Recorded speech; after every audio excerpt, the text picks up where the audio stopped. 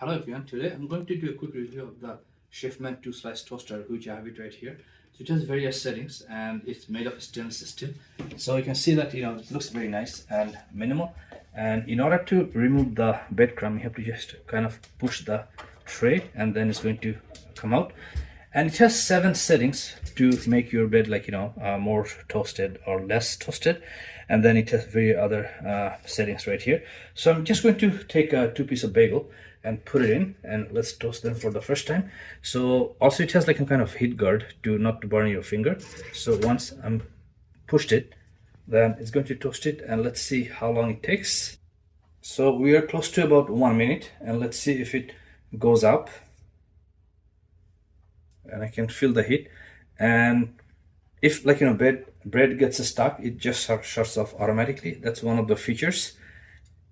And I put it in the middle, so I think maybe that's why it's taking longer. But what I'm going to do, I'm going to just cancel it because I don't like my bread too toasted. But if you want less toasted, then you have to just change the setting. So let's hit the cancel, and you can see that you can just push it up, and right now this is a perfect toast. It's not too crunchy, not too burnt, and this is the way I like, and the smell kind of makes me eat it right away.